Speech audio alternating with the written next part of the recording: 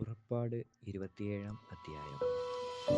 5 മുഴം നീളവും 5 മുഴം വീതിയുമായി ഗെതിരമരം കൊണ്ട് യാഗപീഠം ഉണ്ടാക്കണം. യാഗപീഠം സമചതുരവും 3 മുഴം ഉയരവുമായിരിക്കണം. അതിൻ്റെ 4 കോണിലും കൊമ്പുണ്ടാകണം. കൊമ്പ് അതിൽ നിന്നു തന്നെ ആയിരിക്കണം. അത് താമ്രം കൊണ്ട് പൊതിയണം.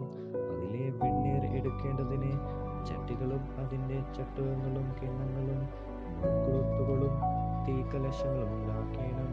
അതിൻ്റെ ഉപകരണങ്ങളൊക്കെയും താമ്രം കൊണ്ടുണ്ടാക്കണം.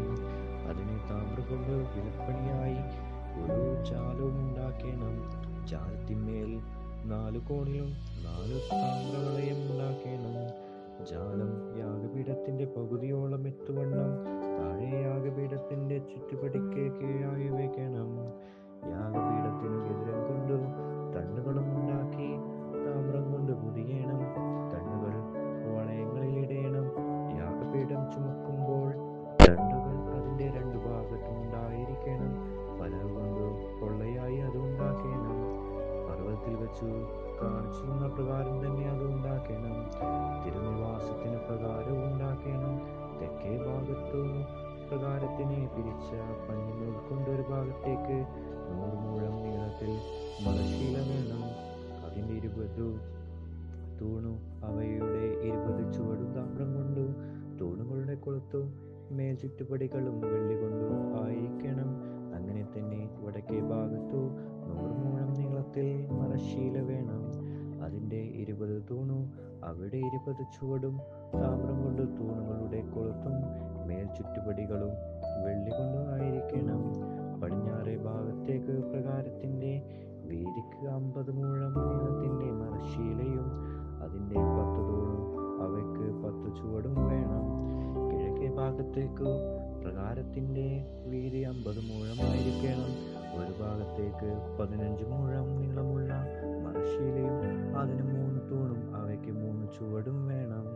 മറ്റേ ഭാഗത്തേക്ക് 15 മുഴം നീളമുള്ള മരശീലയും അതിന് 3 തൂണും അവയ്ക്ക് 3 ചുവടും വേണം.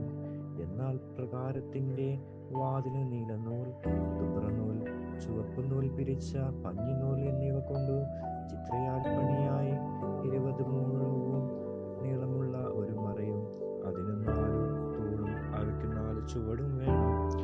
പ്രകാരത്തിന്റെ എല്ലാ തൂണുകൾക്കും വെള്ളി കൊണ്ട് മേൽ ചുറ്റുപട്ടി വേണം.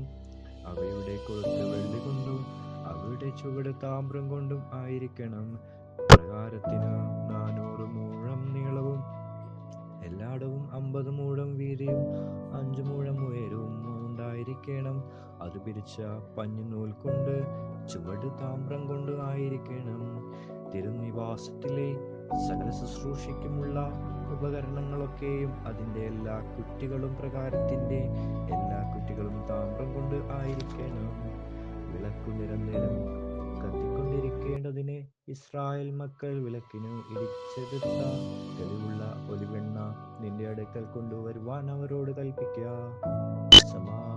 സമാഗമന കൂടാരത്തിൽ സാക്ഷ്യത്തിനു മുമ്പിലുള്ള തിരശ്ശീലയ്ക്ക് പുറത്ത് അഹ്റോനും അവന്റെ പുത്രന്മാരും അതിന്റെ വൈകുന്നേരം മുതൽ പ്രഭാതം വരെ യഹോവയുടെ മുമ്പാകെ കത്തുവാൻ തക്കവണ്ണം വെക്കണം. ഇത് ഇസ്രായേൽ മക്കൾക്ക് തലമുറ തലമുറയായി എന്നേക്കുമുള്ള ചട്ടമായിരിക്കണം. ദൈവമേ, സ്തുതി നിനക്ക് യോഗ്യമാകുന്നു. ബാറക്കുമോ.